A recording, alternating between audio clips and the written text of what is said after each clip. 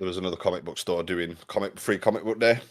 Yeah, that was the other week, wasn't it? Like the official. Well, officially it was last week, yeah. But for some reason, I guess maybe they couldn't do what they wanted to do last week.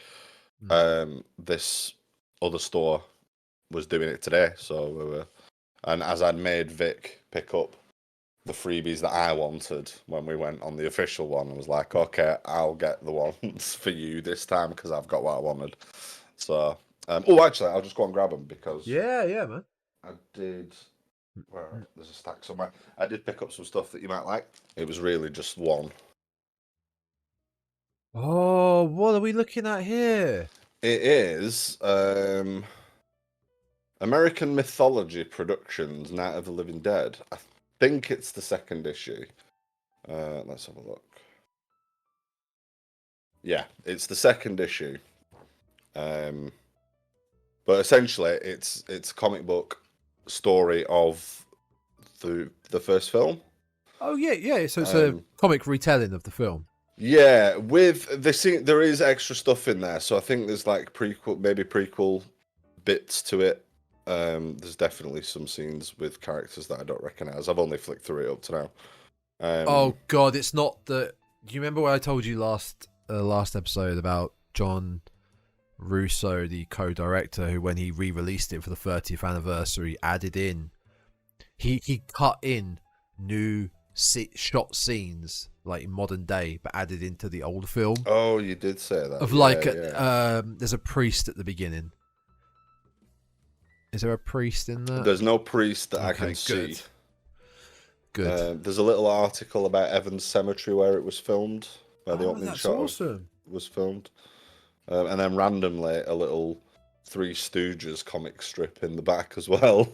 But I saw the cover and I was like, I've got to pick that up. So, Matt, put it up again.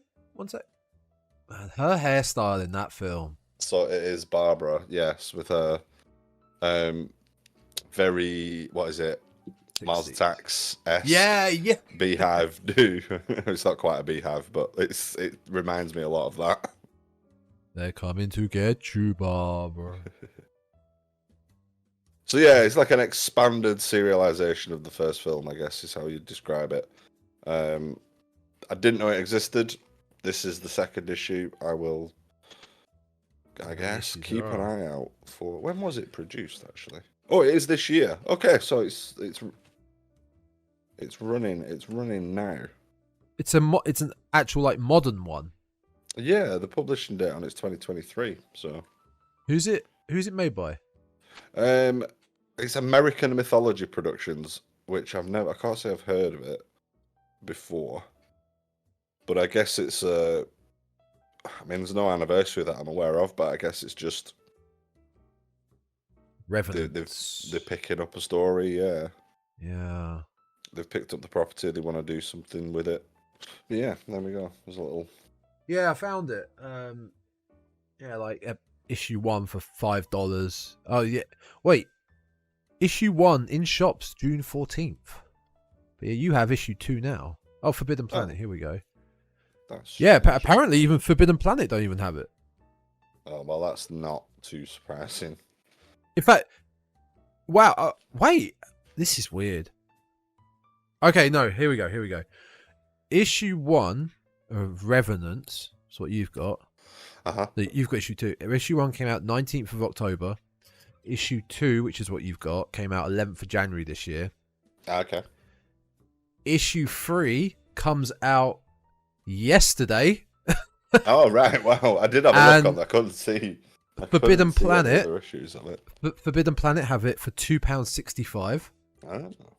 Issue 4 comes out 21st of June for £2.65. So, very nice. Okay, I might be expanding my Forbidden Planet subscriptions then. I've just added a bunch more books to that. I don't know how it's gonna look when stuff starts coming out. Well, as you can see, the background, I've started putting stuff back. Mm-hmm. And I've got a few comics just there. You can see the bottom. Yeah. Them, this all needs sorting out, but I've just got a few bits in. We're finally starting to get the room back together now, thankfully. Nice, very nice. And also, just looking at this Chucky doll, I love that. Like, I love that all NECA boxes are the same, like same size with just different design. But I love that they kept Chucky small. Yeah. Because say you you weren't a collector and you took them out to display. If Chucky was like, what are they? 6-inch normally? I think they're normally 6-inch figures. Yeah. 7 inches or whatever. If he was the same size as, say, Jason or Michael, it would look so weird. That's really nice, and I love that the box is yellow. I need to get. Yeah, that's good guy doll replica. Yeah. Right. Should we get into this? Let's get into this. Man, I'm trying to hold off on this. So, I didn't even know how to start this episode. I really didn't. There wasn't a good enough segue. There was just nothingness really to this. I suppose we should start it with, "Hi, how you doing? Welcome back, everyone, back to the Dreadcast." Have we got a treat in store for you? Man, haven't we just? Yes, welcome back to the Dreadcast, episode 41. Have we got anything to pad out the time-wise before we get into this? I mean, if you monstrosity. If you haven't already seen our trailer react to today's film, which is The Outwaters, it's probably more hype than this is. Head on over to YouTube. Head on over to YouTube. Watch how optimistic we were. Oh man, were we? Were we ever? Watch our trailer react to The Outwaters. Watch how optimistic and intrigued and interested we were. And then come back and see what we thought of it. Yeah, go do that. And maybe just watch it on repeat to get the numbers up as well. Yeah. But yeah, welcome. Like it. Yeah, do all that jazz. Welcome back to the Dreadcast, episode 41, with myself, Tom, and the lovely Aidan here. We will be doing the Outwaters, but as I said, we do need to pad the episode out because it's going to be an awful one. Do give us a follow. Why not? Why not do that? You can check out our personal social medias below here on the Twitter, and you can also find this podcast and all past content on all major audio platforms: Spotify, Apple Podcasts, Google Podcasts, Podbean, Amazon, and YouTube, all by searching The Dreadcast. There we go. That's the fun stuff out of the way. The housekeeping, the advertising, the plugs out of the way. I mean, before we get into it, we could just have a general chit chat. You watched anything else recently? You hyped for anything else? We have just been looking at some upcoming box sets and things. What have I been horror related? Well, I mean, it is a horror show. Still haven't decided on this, but I have been looking at it. Now, for the audio listeners, I am holding up the Blu-ray collector's edition of the Universal Monster films, which we will be looking at and diving into at the end of the month. But we need to decide which one we're going to do. Man. We have the same, right? No, mine's a coffin-shaped box. Get away! Yeah. Do you have the book and everything? You have the yeah, it's still got a little booklet and stuff with it. Yeah. But yeah, mine's a little coffin-shaped box. Well, it's very nice. Yeah, one thing I've noticed a lot with, I want to say modern day. I mean, this is modern, but current day, shall we say? Collector's editions. The boxes are a lot more solid and nicely made. Like this is cheap, very cheap cardboard. The Texas Chainsaw one that I ordered, also the Witch that I've got, they're all really solid, nicely, like some of them it's embossed cardboard and details, like really nice. I mean, they should be. I think they should be. If you're paying for a collector's edition, and sometimes you get a collector's edition and you're not really getting anything. Yeah. You know, and you're paying a little bit extra. It's called a collector's edition. You want a little bit something extra, and I think that includes a nice box, something that's it's gonna last a little bit. Although I must say that coffin shaped one is a nightmare to like stack neatly on the shelves with other stuff. It's far too awkward of a shape. That will always come back down to the. I don't know if you ever used to collect the Simpsons DVD boxes. No, but I think I know where this is going. It went. I think I went up to like maybe season 8, Mm-hmm. and then it was even season 8 or 9 where the box was a plastic, in the shape of Homer's head, and it just didn't fit in line with every other. And it sticks out like a sore thumb. Yeah. Yeah, I don't think there'll be a special collector's edition of today's film. That's for sure. Oh God, they really won't. They really won't. Such a bad time with this for several reasons. I mean, first of all, because I was watching it working away. Yeah. We had really, really poor Wi-Fi. Well, the Wi-Fi in the accommodation was virtually non-existent, so I had to hotspot from my phone. Yeah. But because we were kind of rural, sort of in the middle of nowhere, the signal I was getting on my phone wasn't great either. So what is like a 1 hour 50-minute movie, it took me at least an extra sort of 45 minutes on top of that to get through it because of constant buffering, which did nothing, absolutely nothing to add to my experience of watching this movie, which I was not enjoying anyway. No, and we'll try and get stuck into it in a minute. So, actually, there was a couple more things they want to fill out. Last week's episode, City of the Living Dead. Thank you for everyone that has been checking that out. It's past 100 views on YouTube, which is great, and 13 audio downloads on the audio, which is great. I hope everyone's enjoying it.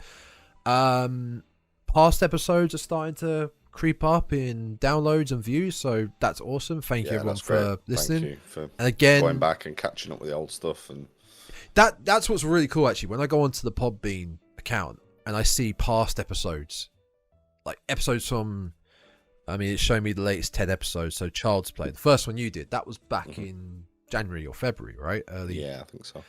And that's crept up a couple. So even just things like that, it's really cool to see. So yes, thank you really everyone. Good. Still, we're 1,051 all-time downloads, so that's really cool to see. So yeah, that's all that we did. The plugs. Do check out the Twitter and the Instagram. The Twitter and the Instagram is there at _Dreadcast. We're not sponsored. We're not sponsored by Heinz this week. I'm gonna go with Monster Energy Drink. Monster, please sponsor. Well, I mean, we are doing Monsters at the end of the month, so maybe you could send me a crate or something. You know, I'm sure you listen. What else can we talk about here? That punch flavour. I mean, I just got done watching the Terrifier movies. That's something else. I completely forgot, and you told me about it about 4 hours ago. Let's talk about that. I'd rather talk about that. Let's talk about that. Massively. I mean, you did. The Dreadcast has done. Did you do the first one?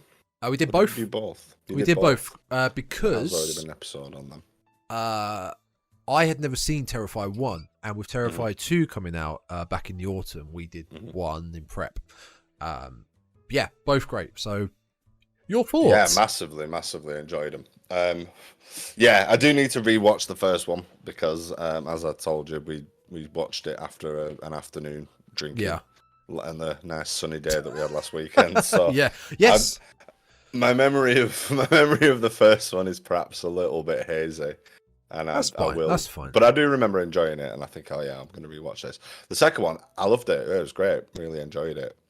Art, as we discussed earlier, Art is a fantastic villain. Yeah. Genuinely funny. Creepy. You know, there's gore in spades if that's your thing. And Sienna, yeah, is a fantastic final girl as well. She's great. She's absolutely so good. Solid, strong, feisty character. Yeah, I really like the cast and the movie, and brilliant. The thing with Art, like obviously I mentioned to you that he's the actor that plays him. His name escapes me for a second, but that he's a trained mime. Robert. So that the fact that he's a trained mime adds to his acting ability so well for that character. It's perfect. And did you notice at all with art, the character art itself, that I think it's more noticeable in the first one, is that when his victim isn't suffering so much, he doesn't get pleasure in it. He sort of just, that's when he whips out the gun and is like, fuck you then. Yeah. I mean, it is really quite nuanced and layered, given that it's a mute serial killing clown. It's really a good testament to the acting ability and your how thoughts how to convey emotion, etc. Your thoughts on the bedroom scene? Oh, I mean, it's wild, isn't it? It is wild. It is. I think I can go as far as to say I was genuinely shocked. Yeah, like it's mad. It is. It goes and it goes and it goes and then it stops. Goes some more. And then it goes some more. Yeah. I was genuinely shocked at that. Like, I was like, wow, this is like something else. This is. Yeah. I mean, I've seen a lot of horror, a lot of gory horror, a lot of people being killed, decapitated, ripped up in hundreds of different ways, but you get it like all at once. it's a smorgasbord of violence. I was like, wow. They really go there, but it was great. It was brilliant. Before I saw Terrifier 2, I had seen a leaked clip, and it was of the bedroom scene. It was only 5 seconds, and it was the beginning of the bedroom, should we say, attack. Mm-hmm. And to me, that's one of the most gruesome parts, when he cuts her like a vertical line from her cheek to her forehead, but go through the eye. That was I was like, if that's what a taste of it is going to be like, we're in for a hell of a ride here. I wasn't expecting that either. It was it was like, and again I was like, ow. I did was a lot of sort of, normally I can just watch and it doesn't matter what's happening, I can just sort of sit and watch, but a lot of the time through both the Terrifier films, I found myself like going, oh yeah, and a lot of sort of wincing and cringing. All that's still the fun. I believe the director, I think we talked about it, Damien Leone, he did most of the effects himself. And they're incredible. The practical effects are so really good. And it's like really the first film was like, I think like a 30k budget. Mm-hmm. I think the one thing I said about the first film is that it's a beautifully shot indie film. Like, it's a pure indie film, but it is. The production value is fantastic. And then the second film had a couple of million behind it, and the Blue's budget went way over in profit. It was great, and hopefully we do get the third and fourth. I think he did say 3 and 4, and then that was like it. Yeah, right. But definitely excited for another one. Well, there's more. There's now more to go on. You've got the Pale Girl. What happened after the credits of Terrifier 2? Yeah. In the asylum, you've got you don't need to wrap everything up in a nice little package, in the sense of we need to know like the origin story of. No, I don't want it. No, we don't need Terrifier 0. Stories. No, but what I do want explained is just a little bit about the paranormal side, just a little bit. I don't even mind that. Like, just do it, and I'll roll with it. Like, yeah. It was quite refreshing for it to just like, because the second, I mean, unfortunately, this is not a Terrifier podcast, and we are gonna have to move on in a minute. But yeah, I love the way that the second just rolls straight on from the first, and it's just, we're not explaining anything. There's no, it shouldn't roll on. Art is effectively dead at the end of the first movie. Spoiler. Effectively. And he just comes back and cracks on, and I don't want it ever explained to me. I just want to let stuff happen, and I'll be happy with it. Yeah. Speaking of not being happy with it, let's just do it. Let's rip the bandage. Let's rip the band-aid. Let's talk about today's film. Yeah. This week's film. Outwaters. The Outwaters. I'm not gonna. You remember last week and the week before where I was like, I think it's good to start the pods now with like straight up. What did you think? Like, I don't need to do that this week.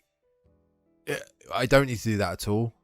I mean, we don't need to, but I want it on record. It was horrendous, and I hated it. Every second of it. It was trash. It was absolute garbage. It's possibly the worst film I've ever seen. It's the worst film I've ever seen that I couldn't turn off because I had to watch it in its entirety. You had to work. You had to do work. Yeah. We did the Beaster Bunny last year for Easter, and that was fun. I sat down on a Saturday night and watched that, and I enjoyed it because it was trash. It was bottom of the barrel B movie. I mean, there's a lot of trash horror out there, and there's a lot of trash horror is great to watch. Yeah, we knew what we were in for. Fun. Yeah, we knew what we were in for. It was like a big puppet bunny monster. It was rubbish. This, I remember when we watched the trailer, it gave the impression that when a lot of directors and studios do when their horror film comes out and they have the balls to sort of give it the tagline, it's the scariest movie you've ever seen, and that's the impression that trailer gave, that like this is wild. You don't want to see this alone. Like you're. I think a couple of papers said that. I think that was the Independent's review of it. I saw a few. In doing a little bit, I didn't do a lot of research for it because I felt like I could just take a dump on it really, and I was quite happy with that. But a little quick Google of the film's title, and you do come up with there's a lot of the scariest film and creepy, and this will mess you up sort of like spiel, and it's just nonsense. I mean, my biggest takeaway from the trailer was that it wasn't giving a lot away.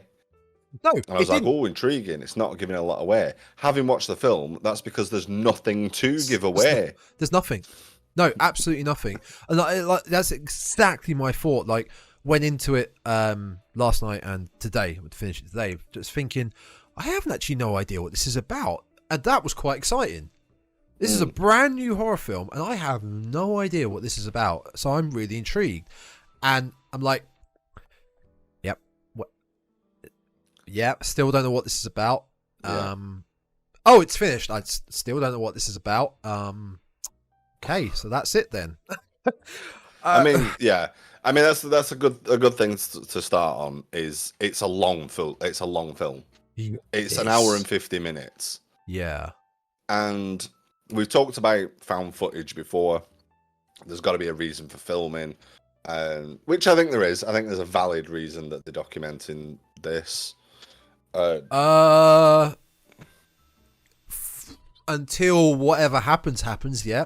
Well, yeah. But the start. But you'll get the initial setup. You'll get introduced to the characters, and a little bit of we're going on this journey and everything's really great and we're all happy and here we are mucking about, and then bad stuff happens and the end. There's 50 minutes of the setup, and in that 50 minutes they barely mention what they're going on the trip for. It's like one throwaway line, we're filming a music video, and then there's a bit of singing, but they never actually say like, here we all are and we're heading out. And there's shots of donkeys, there's shots of mountains. Look, it's a mountain, but there's no narration either. It's just there's a mountain, there's a bird flying around, there are some donkeys, and like that was my first thought. And I was sitting down, I was thinking, it's going to be good, but my first sort of serious thought was, there's about half an hour of fat that can be trimmed from this right from the jump off, because that setup did not need to be 50 minutes. Oh man, I could feel it through the computer. You're sounding off. I am. And I love angry. It. I'm so angry. My friend of the podcast and my work colleague Andy will attest to it, because we were sharing a flat this week. And did you watch it as well? No. He was. He did suffer for it. I didn't. No, I didn't subject him to it, but he heard me at various points just stomping around and swearing, "It's not finished yet." I mean, I was totally clock watching, and I was like, So I was got I. to like the hour and 10 mark, and I was like, I hope there's 40 minutes of credits because I Yeah. just need this to be over. Like, let this finish. I was watching it on because I didn't give a shit about this film making money. Acquired this online, legally, and I was watching it on VLC. You know, the program, the software, and I was just sitting here with my finger on the right arrow on the D-pad, just double tapping as it skips through like 10 seconds, 20 seconds. Oh. Yep. Okay, keep going. Yeah, bit more. And it just didn't deliver. I mean, I don't even know how. Some of these new films that we'll do on this podcast, I don't even know how with this one we could do. Oh, here's a quick synopsis. Here's a quick plot for you. There isn't much to go on. I mean, no, there isn't. It's four, two brothers. Yeah. And then is one of them. I mean, I don't really know the relationship with the women. I think one's a partner and one's a friend. One's a partner. Yeah. And that was the impression I got. So, I mean, I did write the names down. So it's Michelle, Angela, Scott, and Robbie. That's more research than I got. So, I mean, you get the names given to you at the beginning when it comes up with this police, because it's presented in the style of a police report that this is the found footage and it's been cobbled together. I have I have things on that which I'm not happy about, but yes, carry on. So I think Angela was the singer. She was the partner of Robbie, who does all the filming as well. And then there's Scott. Now I've got Scott, Robbie's brother. I have things to say about Scott because that guy has zero personality. He does nothing in that film at all. Is he the one that is being filmed? Like at the beginning, yes, gets he's given the one the that gets backpack. the birth. So yeah, he's incredibly enthusiastic about his birthday presents. I made a list of what Scott does. Right. How big is it? It's quite short. Oh, I see it now. He smokes a cigar. He's bored of his birthday presents. He smokes a cigar while ignoring the conversation. His brother's talking to him, and he's just going, I don't remember when this happens. I've got a cigar. When does this happen? At the beginning? It's at the beginning. I don't remember this. He throws a stone at one point. He runs at some donkeys. He does. And he reads a little bit of one of his short stories at one point, and that's pretty much it. That's all he does in the film. And I hated him. I couldn't stand him. It's his brother that chops his knob off at the end, right? Yeah. Spoiler! Oh, I'm so sorry. I'm so sorry, everyone. So unnecessary. So unnecessary. The one redeeming thing. The one positive thing I have to say about this is just before the self-penile amputation. Yes, that is what would have been a better end for the film. So Robbie, after going through everything he goes through, comes across 3 stakes with the heads of his three companions on top of these stakes. And he sets the camera down and he sings a little refrain from the song that they were going to be doing the music video for. And it's something about giving you horses or so. I can't remember the exact line. But he sings that line and it's got this shot of like the desert with the 3 heads on sticks. And it's a really nice little ending. And I thought, oh, that's quite a nice shot with a little refrain from the song. Bam, credits. No, then we have 10 minutes of a penis cutting scene and him slashing his own entrails out for absolutely no reason. Just to shoehorn in some extra gore at the end. It was pretty much just terrible.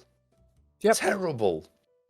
But yeah, if they'd have ended it there, I could have done seeing it without. I mean, you don't actually see him cut it off, but you do see him place it in front of the camera and poke it a little bit. And it's just like, why have you done that? It's like the last day they realised they had half an hour left on the parking and went, fuck it, let's chop his dick off. Yeah, we got this prosthetic. No, it's just yeah, stuck down on the floor. No, we've not used this. Yeah, I mean, awful.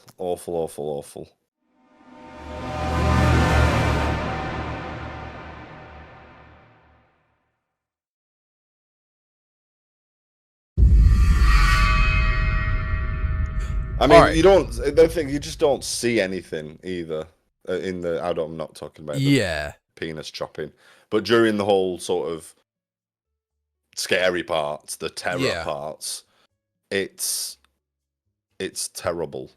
It is. Let's try and break this down. So, like you said, you get introduced to the characters at the beginning. Uh-huh. The amount of setup and preamble it just goes on, and it's meaningless. Half of it. It's pointless. It is. I think anyway. Personally, I didn't read too much into the film though. Maybe people that really enjoyed the film understood it more, but I just.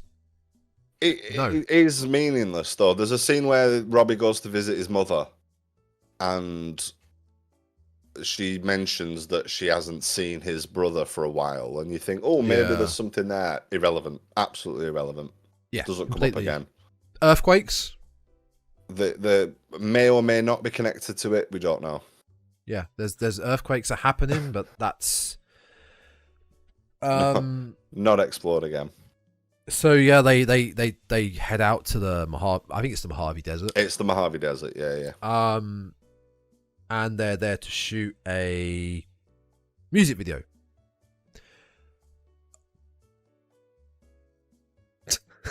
I'm trying here. It's gonna get harder. They do a bit, I guess. And do you know what? I was getting, because of the fact we didn't know what the hell was going on with this film in general.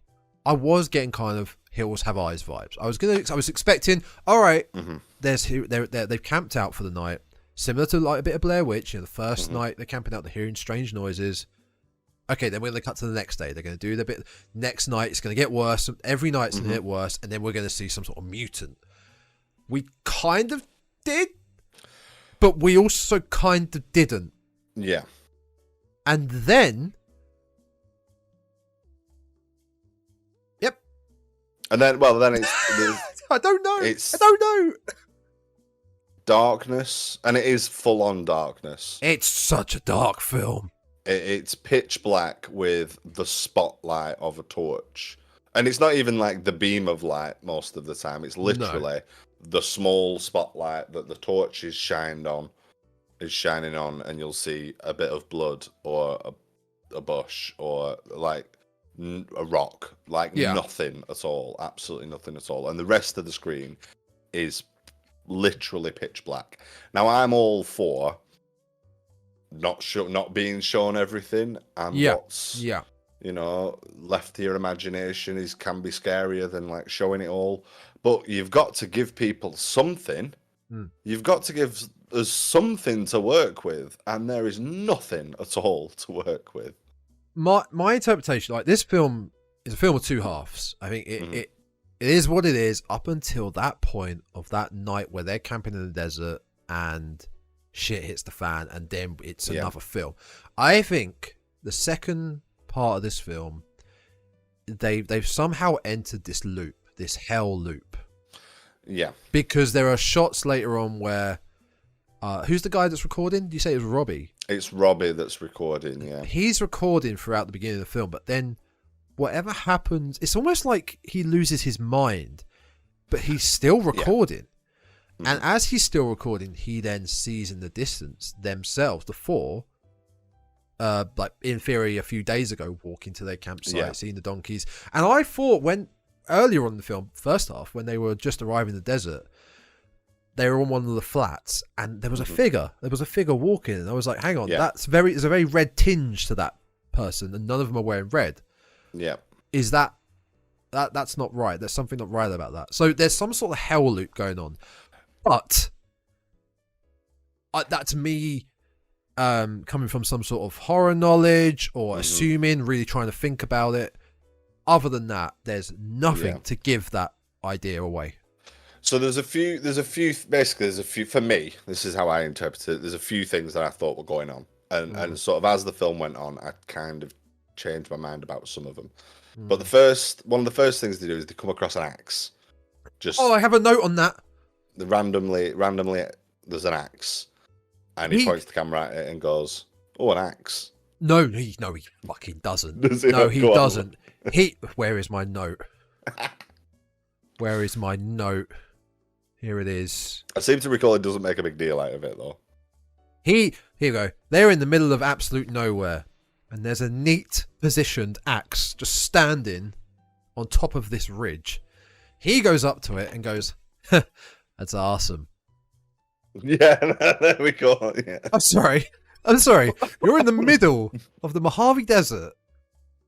This is one of the most desolate places on the planet, and there is a beautiful axe just upright, positioned, like it's been swung into the floor and just left there like a 45-degree angle. And you're just like, dude, it's awesome. How did it get here? Why is it here? So there's a similar bit later on where they find a shell casing, a large caliber shell casing. Yes. And they barely comment on that as well. But I think that ties into what's actually going on in the movie. So first of all, they come across this axe and you think, okay, we're going to get, as you said, like a Hills Have Eyes. Yes, that's what I thought. Mutant cannibal family in the desert. And by the way, if they'd have just done that, I would have been far more entertained by this movie. Yep. But they didn't. Anyway, so they find this axe and you think, okay, it's going to be a Hills Have Eyes sort of thing. And just as everything hits the fan, we see a silhouette of a man holding the axe, who then, in the darkness, attacks. You hear very running quickly sounds and a lot of like meaty chopping sort of sounds and people screaming. And then it's literally 10 minutes. I timed it. It's like 10 minutes of screaming and running around in the dark and the occasional torch flashing on blood, but you've no idea what's going on. And then there's a very proactive like day-night cycle of Robbie wandering through the desert, covered in blood head to toe, and keeps seeing, as you say, sees like all four of them walking through the desert. Yeah. He finds his brother dead in the tent, and then later on he finds Michelle very much alive in the tent, fondling herself. And there's a lot of weird stuff. And like you said, I had a similar thought. Well, but first, before I thought, oh, are they dead? And is this hell or purgatory or something like that? We have the screaming tentacle snakes. So after the first night of horror, it cuts the day and Robbie's waking up in sort of a shallow cave in the desert. It's daylight and he's basically trying to find somebody, find out what's going on, what's happened, what's going on. And just randomly screaming, it's tremor. It's a tremor. It's a baby tremor. Yeah. Little screaming snake sandworm thing. So then I thought, oh, it's Tremors. Monsters under the ground. We've got monsters in the desert. Okay, it's a monster movie. Fair enough. Or possibly aliens, but whatever. Terrestrial monsters, extraterrestrial monsters, it's monsters or aliens. Like sound, okay, I'm with you. But then they don't really do anything. No, they don't. And then I thought, oh, okay, are they all dead for whatever reason? And we're seeing some sort of, time loop, hell loop. They're reliving it. People are alive who should be dead. The timeline's all messed up.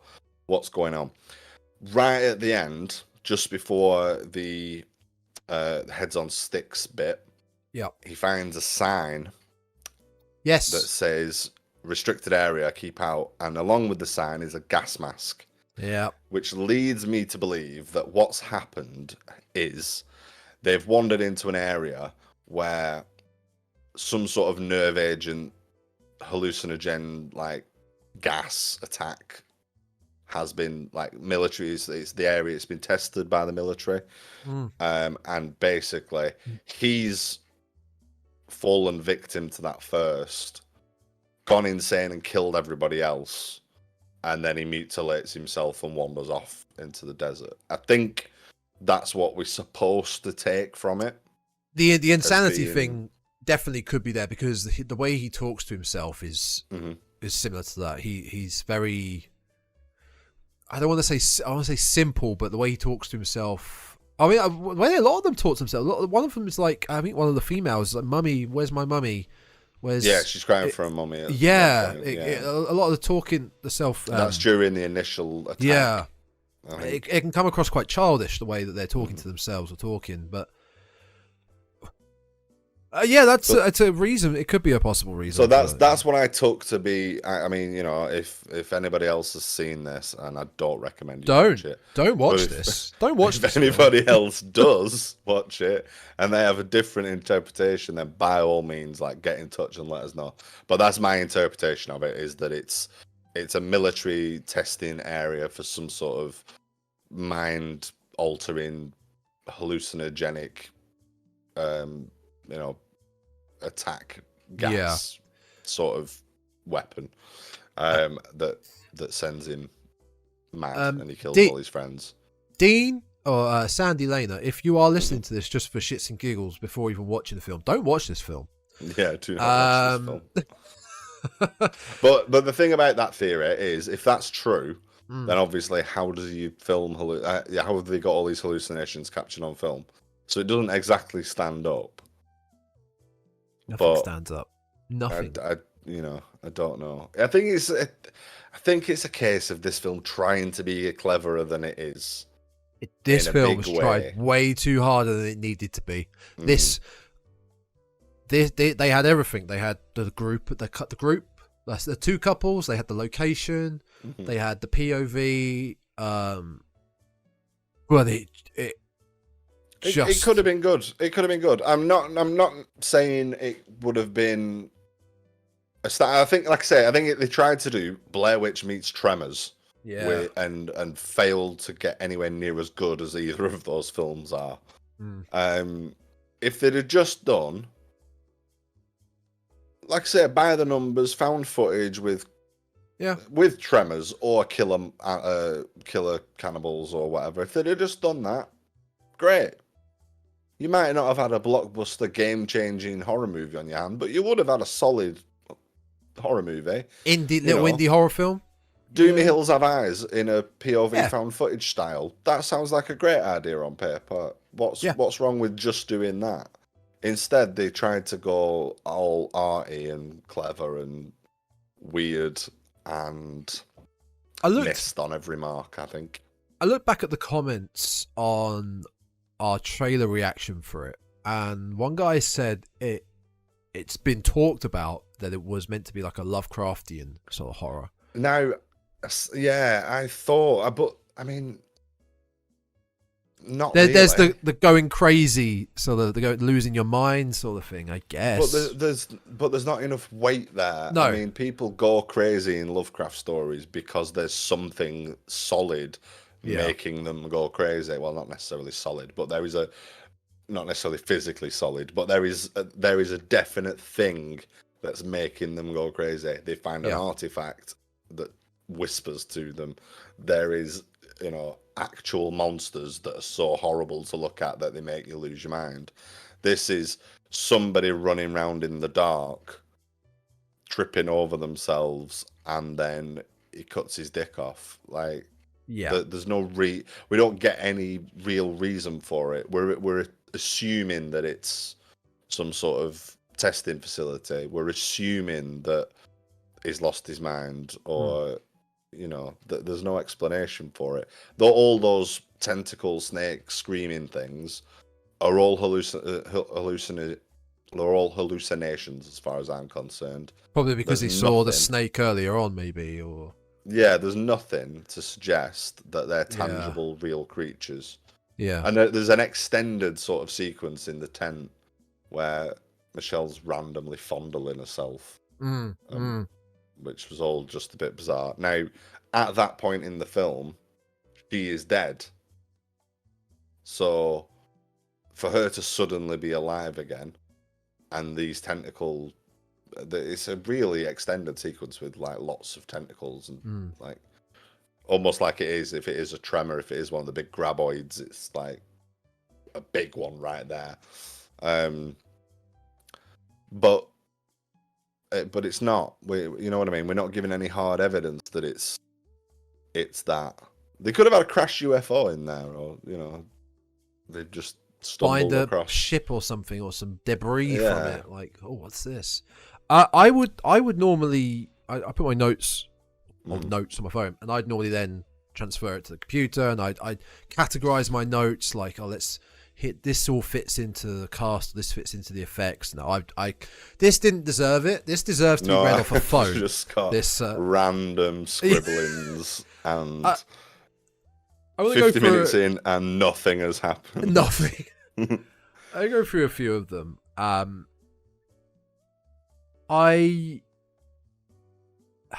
don't know where to start with this.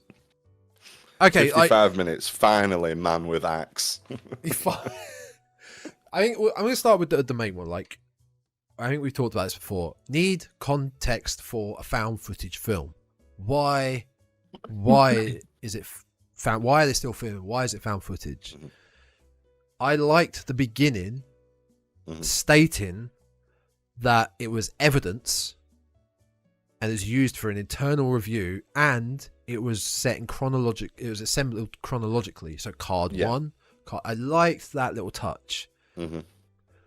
What I didn't like was everything else. No, the audio of the film in general, right? Now they had the characters themselves had great microphones, right? They could pick up things from miles away or whatever.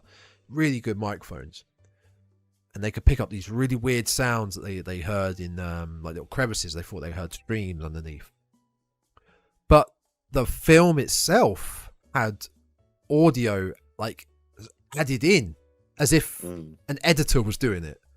Now, if this is found footage put into evidence straight away, like whoever's found these cards, why is there suddenly additional audio, like tense audio? Because then that threw me as to when the first, shall we say, horror thunder was happening on their first their first camp night camping out. Because I'm like, is this real, or is this part of the additional audio? I don't know what I'm meant to be thinking now. Do you know what I mean? Like Blair, you imagine Blair Witch with. Yeah, I mean, it was pretty. It doesn't work. It pretty much had that, didn't it? It was. You can't do that. One step away from having a tense score. Yeah, you can't do that with a found footage film. You either do that or do a proper film with with sound design. You can't have both. They don't work. Yeah, fair point. It is a good point. I mean, just a little extra note on that. It does state as well that these people were never seen again. And if that's the case, how did they get the camera footage? Who went out there looking did nobody for this? bother going looking for them? Because they'd have found them. They'd have found bits of them. There's not. There's no way he wandered, bleeding heavily in the heat of the Mojave Desert. It's no way he wandered all that far. No, it's a pretty big place. with that camera, they'd have found him relatively close by, I would have thought. The beginning, say 50 minutes, let's say, like you said, that did have nothing. I did think some of the shots were quite visually beautiful, but I'm looking at that from those shots could have just been someone's holiday video, and they've done a really good job. The main issue I had with that, because they are nice shots, but there was no dialogue to go with it. There's no, they were just holiday shots. In these sort of nice moments before the horror in found footage, and in films generally, but particularly with the found footage genre, in those sort of nice bits where they're just mucking around and filming each other, on holiday or whatever. Yeah, that's where you're supposed to get the character, development, and they're filming things and there's no dialogue. They're not interacting with each other. Like I said earlier on, ranting about Scott and Robbie. there are several points in that film. It's particular with Scott, but there are several points in that film where Scott is the subject of the video. People are talking to him, and he just doesn't respond. He just Nothing. like pulls some stupid mooning smiley face, or just like, I've got a cigar. It's just he's like, he's the worst. And like, I'd punch him in the face. Like, why the fuck are you ignoring me? I'm asking you a direct question. There's no depth to their characters. There's nothing built up on. There isn't. I mean, ultimately, they all do apart from Robbie, they all do largely disappear and only turn up as sort of dead meat.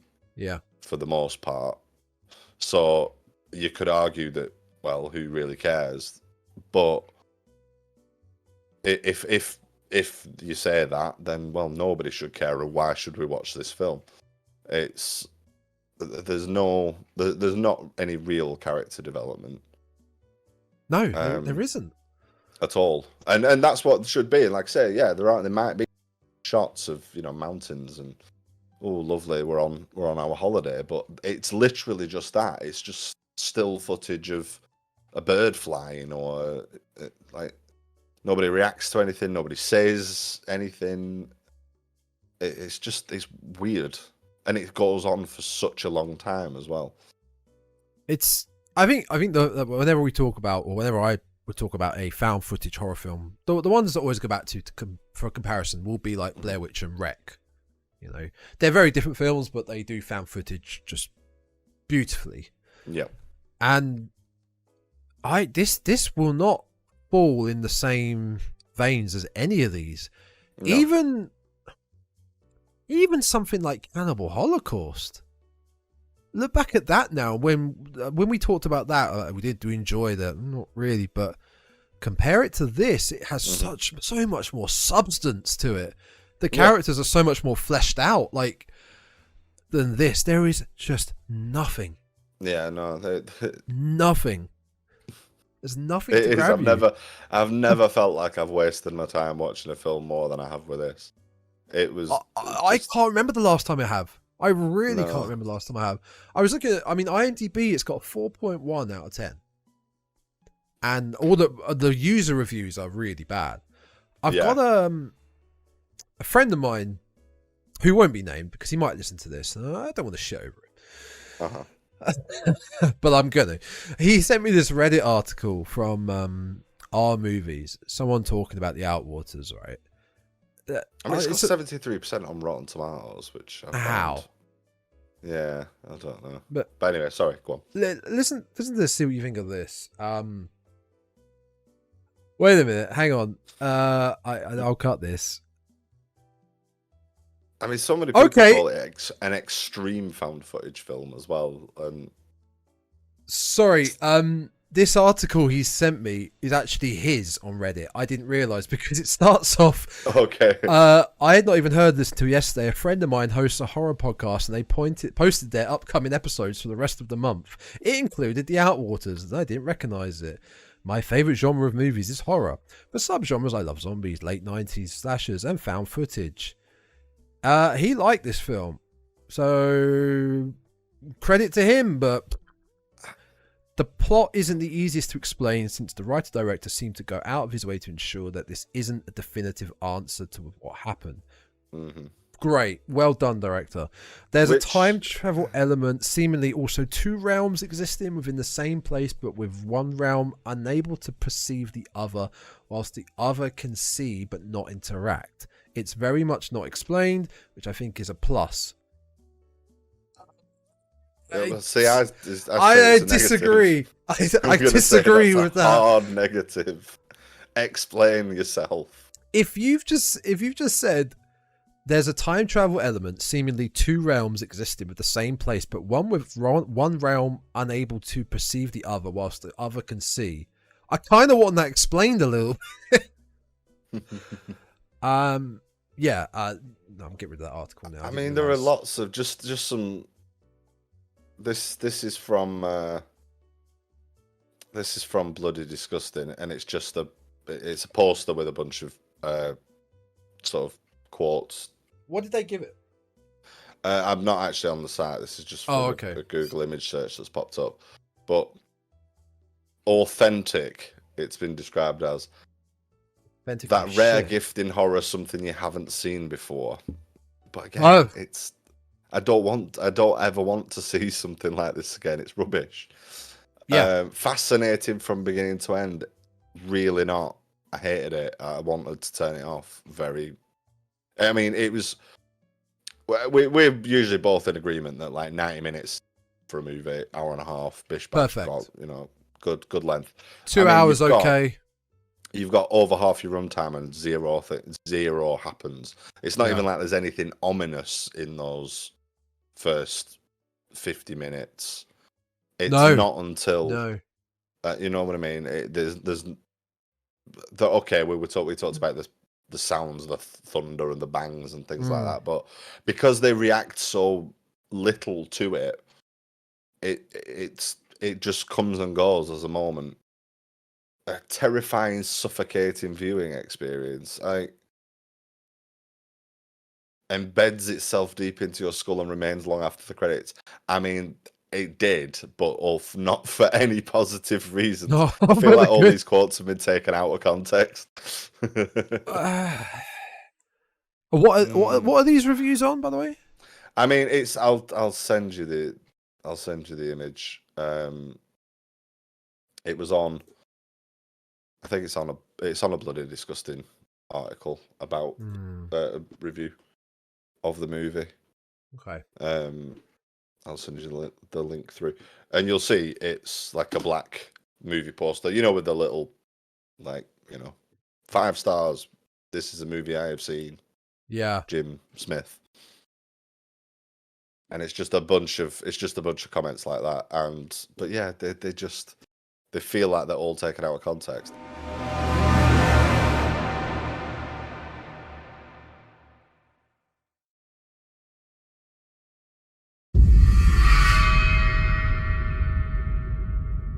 So yeah, just like I said, I made a lot of comments, but a lot of notes.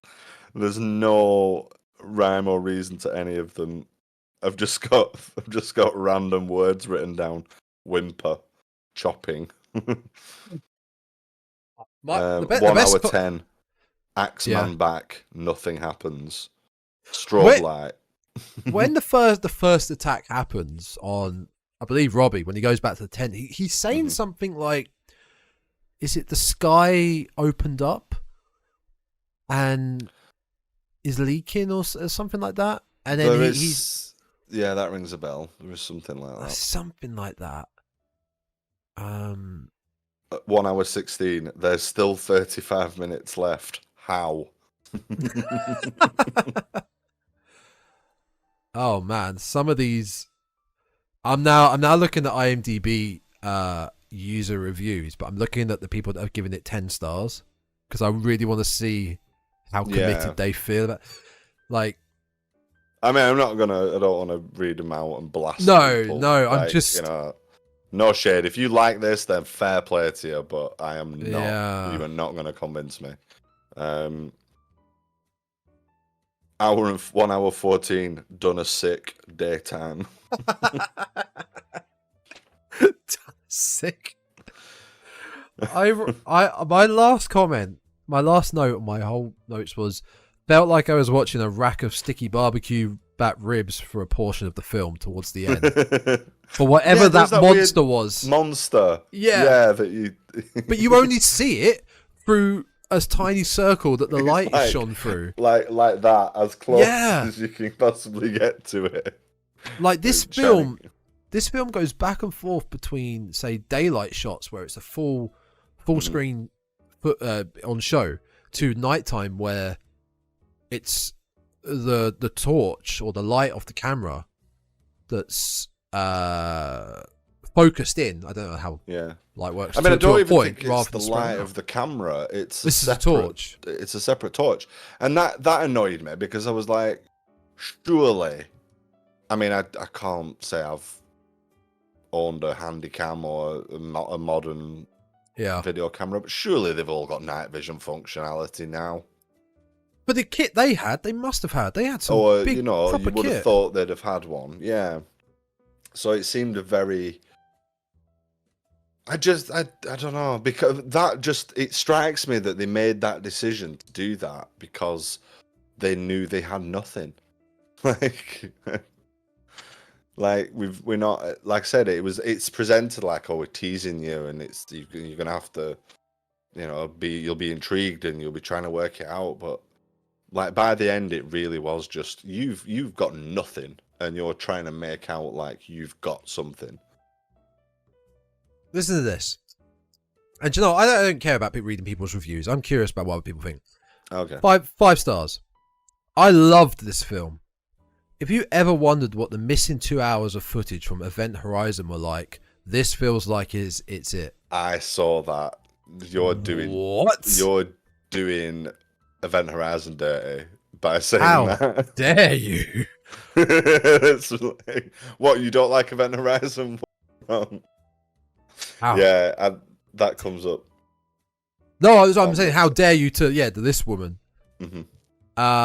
Mad, absolutely mad. I'm gonna let's see if there's anything fun to talk about on the Wikipedia. just on the subject of notes and note taking. Go for it. My final note on this was 3 words: absolute fucking trash, and that's where I ended it. I think I did. Yeah. I think I'll ask Andy, because I'm pretty sure I did start stamping around and slamming cupboard doors and shouting like a little petulant toddler. I was so angry that I had to sit through this. It's trash. I'm never watching this again. What have we got here? I did made a note. Yeah, it should have ended with the heads on sticks. Yes, I agree. I can agree with that. Yeah, it should have ended there. That would have been a nice little ending to it. But then finds that just wants to cut dick off. All right, should have ended here, but no, have a dick cutting scene. You gotta have it. This film would have been even worse without it. I mean, come on.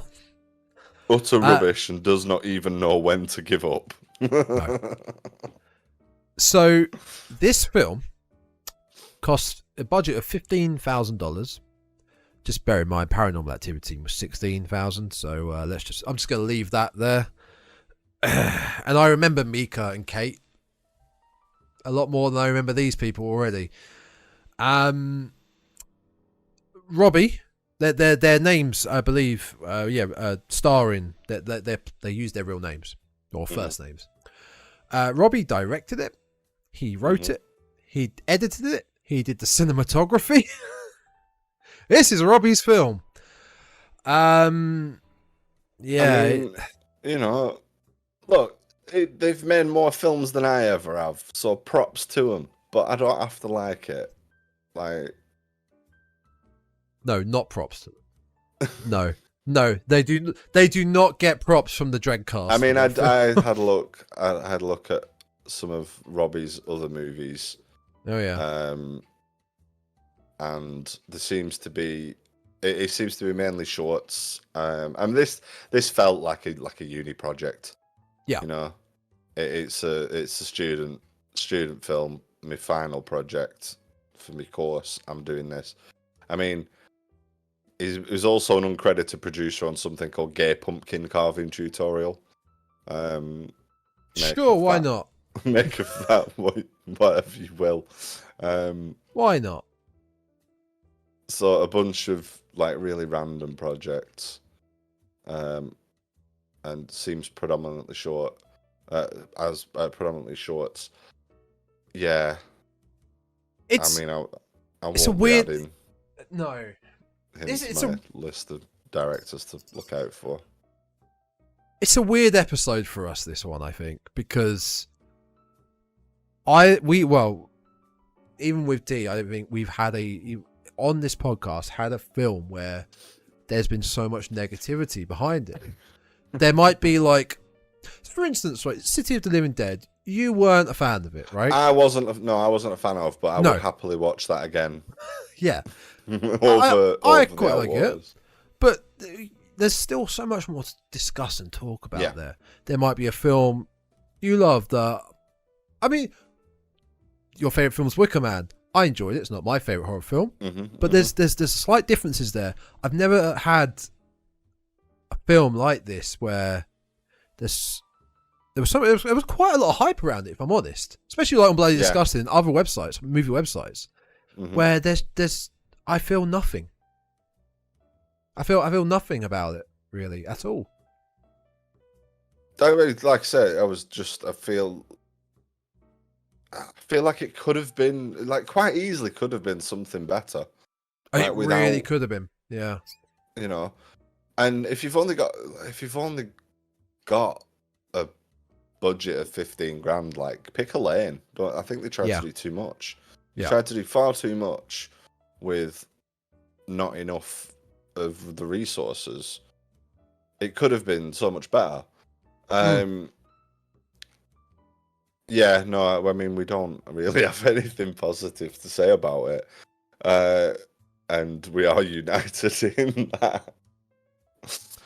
This is a big thumbs down. I would have watched City of the Living Dead again. I think I said that as well. As like, I wish I was watching. I hate that.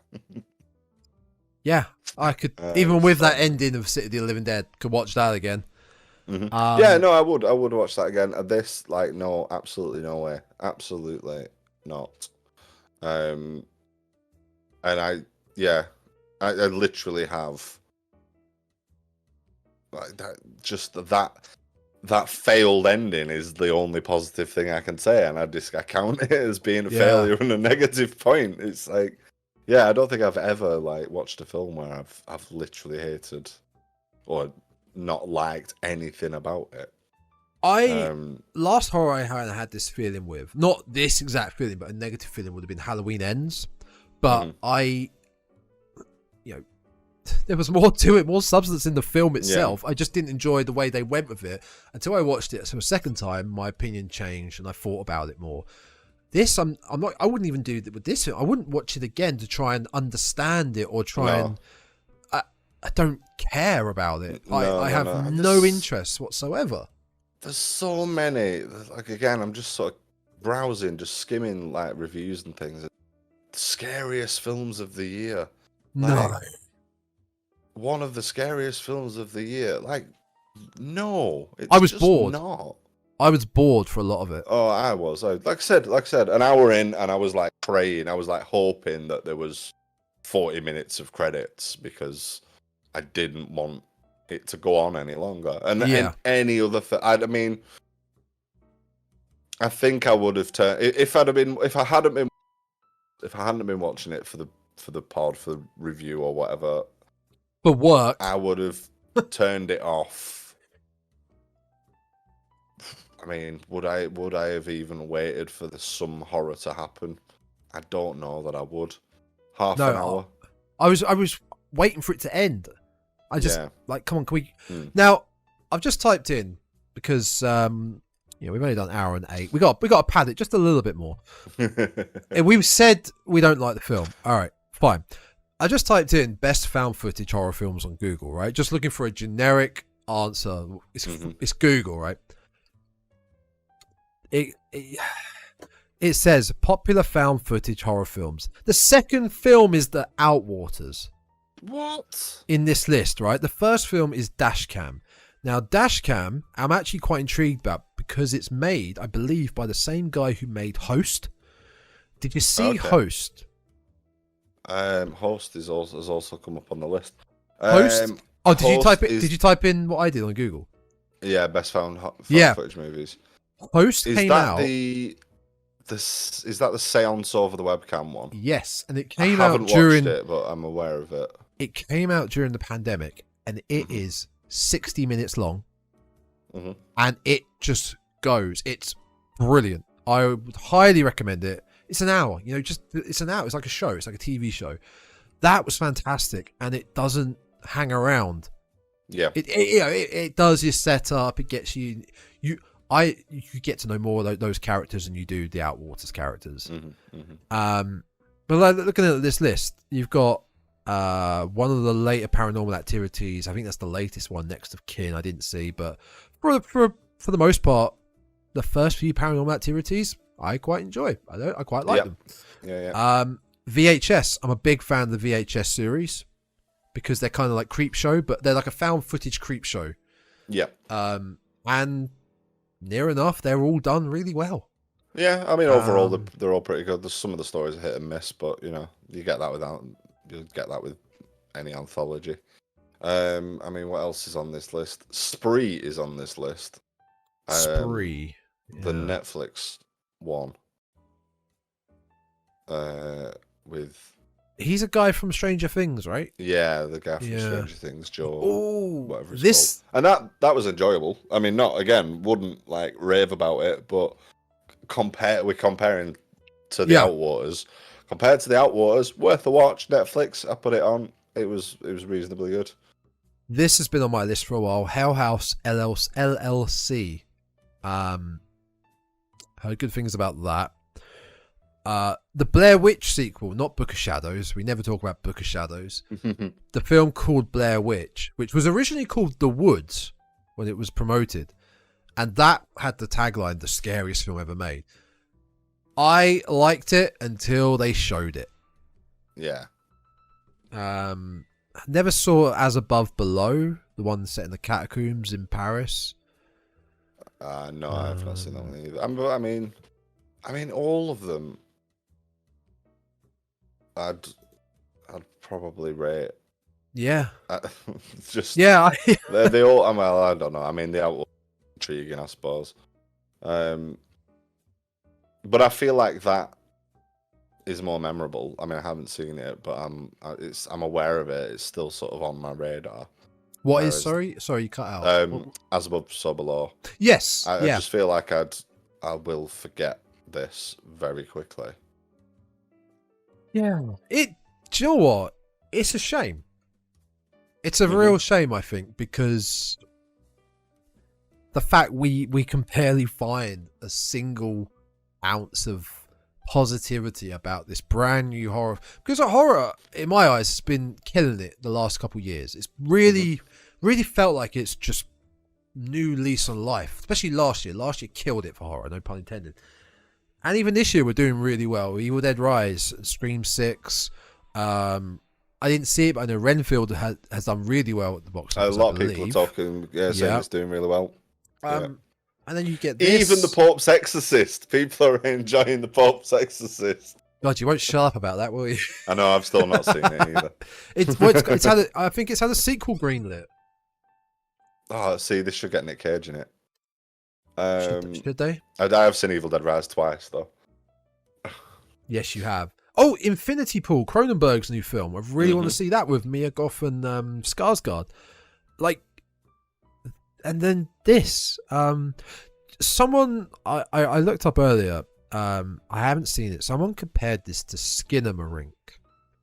In the sense of... It's an experience and not a film. Yeah. Yes. I was kind of getting vibes of that. And have you seen Skinamarink? I've still not watched it. No, I've still not watched it. Yeah. Because again, it's one of them. It's like most evenings I sit down and go, I want to watch a movie. No, I want to have an experience. Yeah. I can never find myself in the right frame of mind to watch it.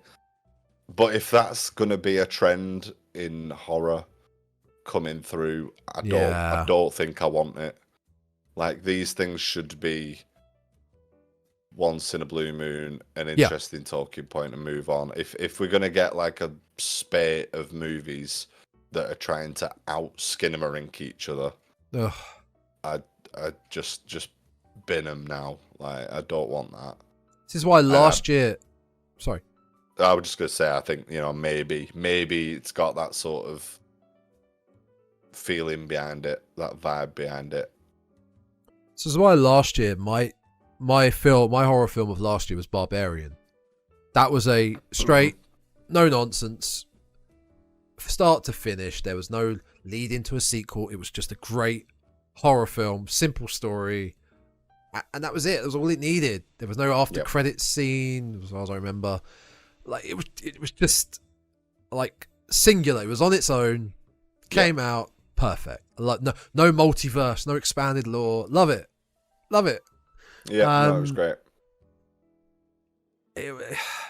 Quite happy to just be one thing on its own and done. Yeah, I mean, look at what the latest film of this year we watched, Evil Dead Rise. That was a movie.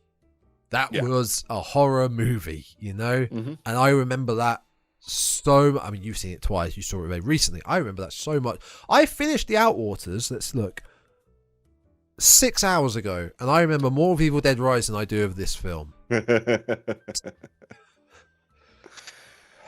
Yeah, it's like...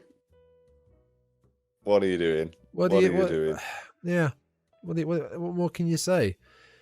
Like, do it again, but just give me cannibals. Just give me inbred desert cannibal killers.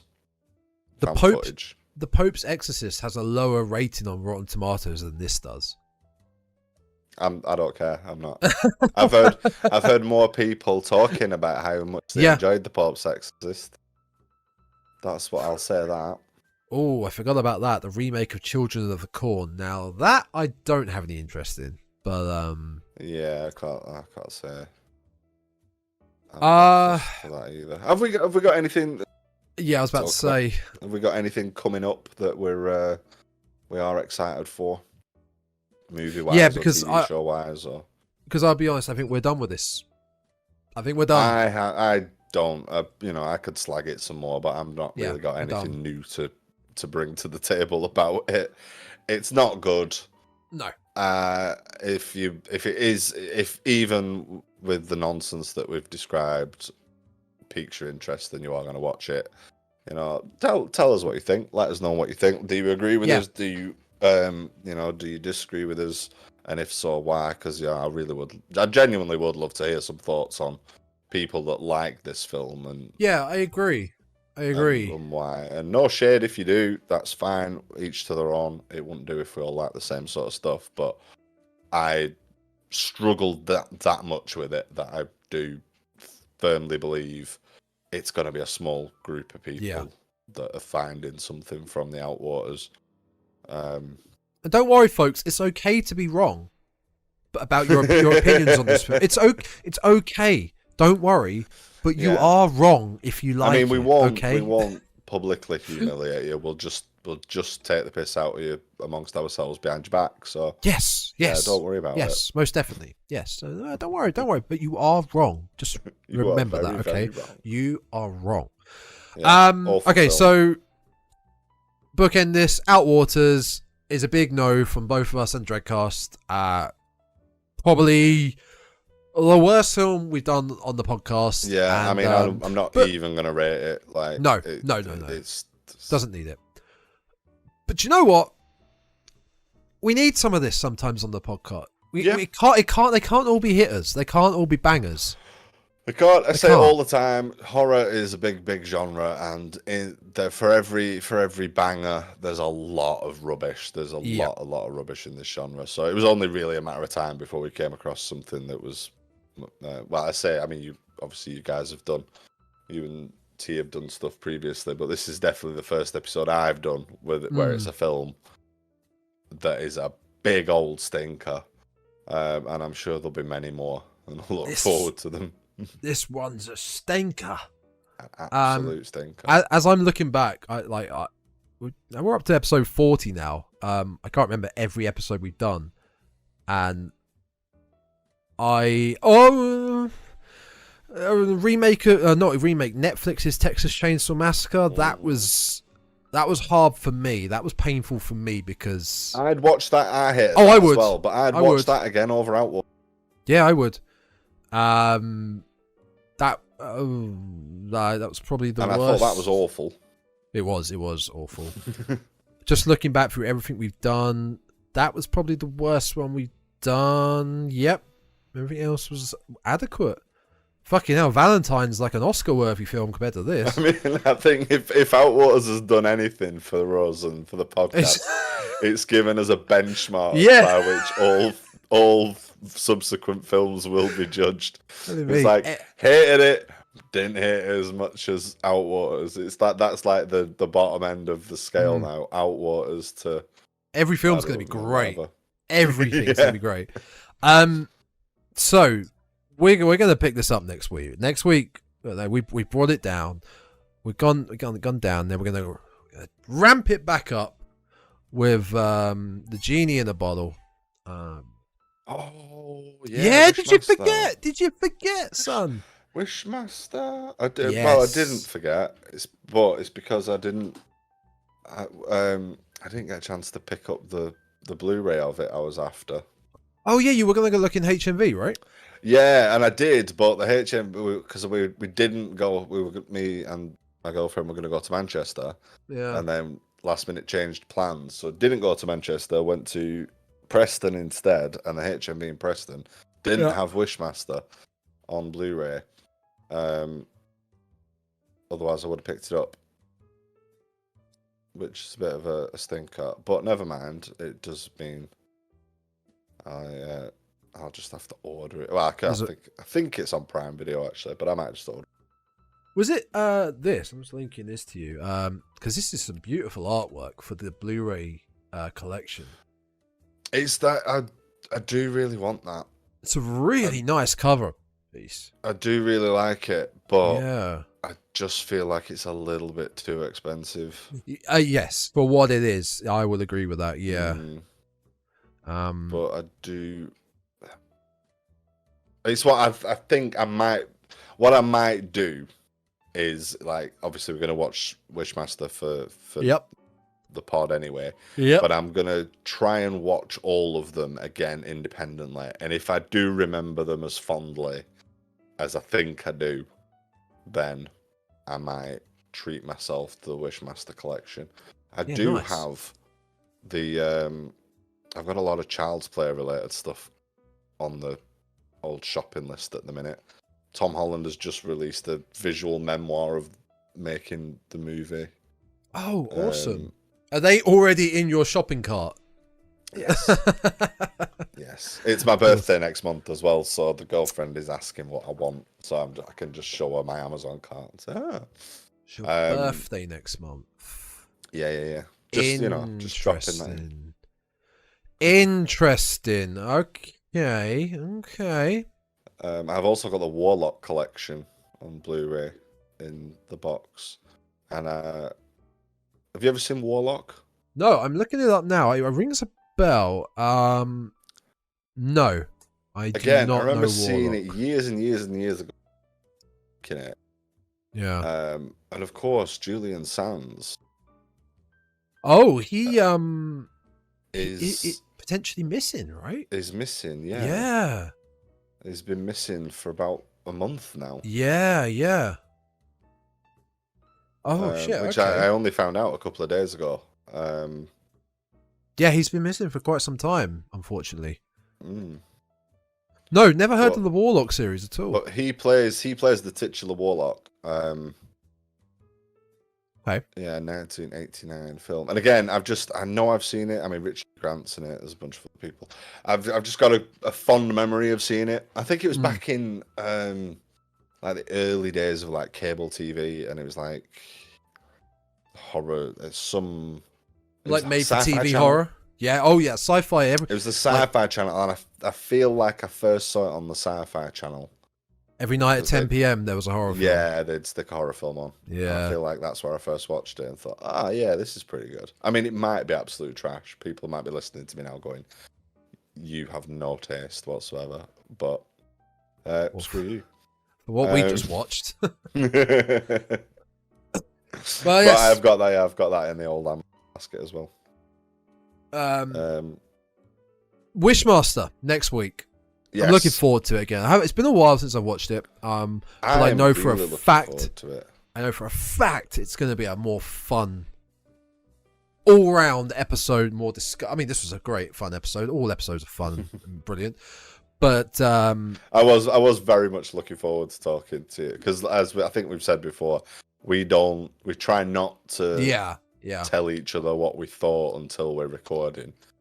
But I had a strong feeling that we were going to be on the same page as this. I was waiting to just. I need to talk to someone. Honestly, I need to tell someone. Because I watched it. I think was it Tuesday night or Wednesday night? Oh, that's so long ago. So I've been like, it's been bottled up. Yeah. Like, I can't wait. We did chat a bit during the week, and not being able to just vent been quite frustrating. And my reaction was, well, that was certainly a film. That was certainly a piece of visual media. I couldn't even use the word entertainment. No. I was not entertained one bit. But yeah, next week, Wishmaster. It's going to be a banger. And then our part 1 of our new series, going back to it, Monsters of Universal. And we do need to still decide where we're going to start, but we'll probably work that out this week in prep. Yeah, we still haven't picked, have we? No. And we'll start narrowing down what's cracking in June. I believe I've already picked one. And I think seeing it is your birthday, why don't you just fill up the rest of it? Really? Yeah, why not? Fuck it. Okay. Are we doing an in-depth analysis of Outwaters? No. I don't ever want to see or think about Outwaters again. I'll find something equally rubbish. It's the birthday month of Aidan on the Dreadcast in June. I did have a topic. The other day, and it slipped my mind what it is. But I was thinking about horror because that's how I spend most of my time, just thinking about horror. Yeah. And I was like, oh, it's how we all should done that as a topic.